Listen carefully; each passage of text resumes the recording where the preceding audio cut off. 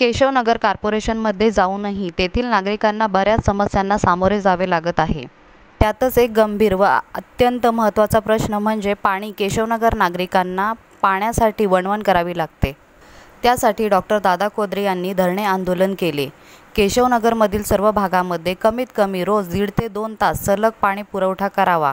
केशवनगरच्या भागात पिण्याचे पाणी नाही त्या भागात टँकरने पाणी पुरवठा करण्यात यावा व ज्या सोसायट्यांना पाणी नाही त्यांना टँकरने पाणी पुरवठा करण्यात यावा। पाणी सोडण्याची वेळ योग्य असावी, फिक्स असावी। उद्धटपणे बोलणारे मोटार चालक, वॉलमन यांचा या भागातून बदली करावी। ठेकेदारांचीही बदली करण्यात यावी। या सर्व मागण्या मान्य होत नाही तोपर्यंत धरणे आंदोलन सुरूच राहील। केशवनगरला पाण्याचा खूप प्रॉब्लेम आहे।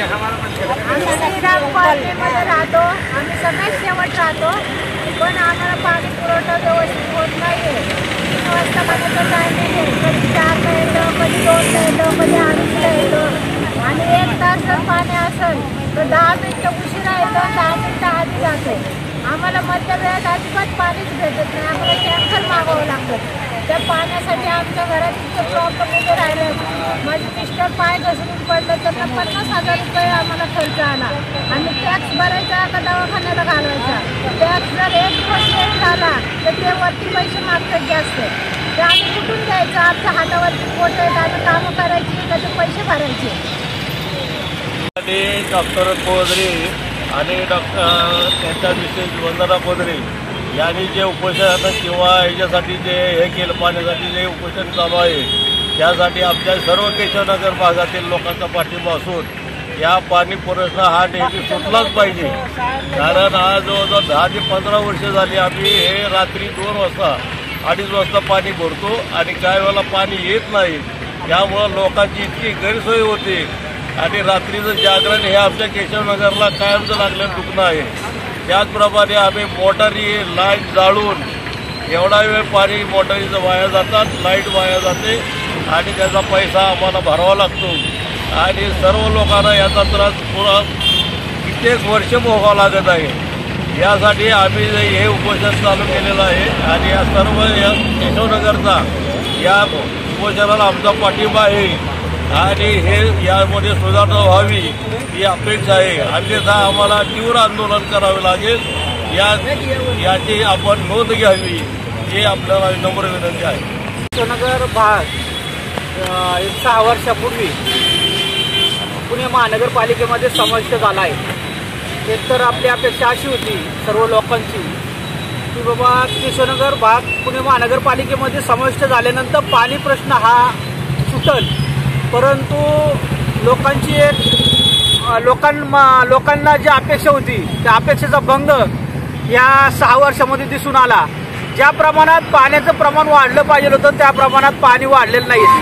लोकसंख्या 5 वर्षामध्ये जवळपास 20% ते 30% वाढ झालेली आहे आणि त्या प्रमाणात पाणी वाढलेलं नाही आहे। जेवढं प्रमाण पहिलं जे पाण्याचं प्रमाण आहे त्याच प्रमाणात पाणी अजून अद्यापर्यंत आहे आणि त्याचं कुठल्याही प्रकारचं नियोजन पुणे महानगरपालिकेकडून होत नाहीये। अधिकारी वर्ग असो, कर्मचारी वर्ग असो, यांच्यावर कोणताही अंकुश हे पुणे महानगरपालिकेचं नाहीये आणि पाणी जे पुणे महानगरपालिकेकडून अपेक्षेने येणं गरजेचं होतं, म्हणजे सकाळी 3 वाजता पाणी आलं तरी ते कमी दाबाने असतं आणि जे काय पाणी आता सद्यस्थितीला येतंय ते सकाळी 7 नंतर कमी होत जातं तर दुपारी 3 वाजेपर्यंत पाणी नसतं। फक्त नावाला आपण म्हणतो की सकाळी 3 वाजता पाणी आलं आणि संध्याकाळी 6 वाजेपर्यंत पाणी आहे, परंतु वस्तुस्थिती अशी आहे सकाळी 3 वाजता पाणी आल्यानंतर सकाळी 7 वाजल्यानंतर पाणी हळूहळू कमी होतं आणि 11 ते 2 वाजेपर्यंत तर पूर्णपणे पाणी वरून पूर्णपणे बंद होतं। याचा अर्थ मधल्या पिरियडमध्ये पाणी नसतं आणि तरी सुद्धा असं सांगितलं जातं की केशवनगरमध्ये आम्ही 12 तास 24 तास पाणी देतो, परंतु ही दिशाभूल आहे आणि कोणत्याही लोकांना पाणी पुरवठा व्यवस्थित होत नाही। कमी दाबाने पाणी पुरवठा होतो, आलं तर अर्धा तास, पाऊण तास, नाही तर 1 तास कसं बसं पाणी येतं। आपल्याला पाणी देताना वरून कॉर्पोरेशनमधून जरी रोजच्या रोज पाणी असलं तरी आपल्याला फक्त दिसाड पाणी पुरवठा होत असतो आणि दिसाड पाणी पुरवठा होताना अर्धा तास, पाऊण तास आणि 1 तास जर पाणी पुरवठा होत असेल तर 2 दिवसाचं पाणी तुम्हाला एक अर्ध्या तासामध्ये भरणं शक्य आहे का? मी तर म्हणतो अधिकारी वर्गांना जे काय रोज पाणी जातं त्या प्रमाणात आम्हाला केशवनगरच्या लोकांना सुद्धा पाणी पुरवठा झाला पाहिजे. कारण की इथं सुद्धा लोक ज्या प्रमाणात कॉर्पोरेशनचा टॅक्स आहे त्या प्रमाणात कॉर्पोरेशनचा टॅक्स लोक भरत आलेले आहेत. आतापर्यंत कोट्यवधी रुपयाचा टॅक्स, कॉर्पोरेशनचा टॅक्स हा पुणे महानगरपालिकेला जमा झालेला आहे. त्रास त्यांना सहन करावा लागतो, मानसिक त्रास सहन करून सुद्धा आर्थिक त्रास सहन करावा लागतो. बऱ्याच ठिकाणी बोरिंगचं पाणी घ्यावं लागतं. बोरिंगचं पाणी घ्यायचं म्हणजे जवळजवळ 150-200 रुपये 1 तासाला तिथं मोजावं लागतात. म्हणजे महिनाभरात जवळपास त्यांना 3 ते 5 हजार रुपये नुसतं पाण्यासाठी मोजावं लागतात.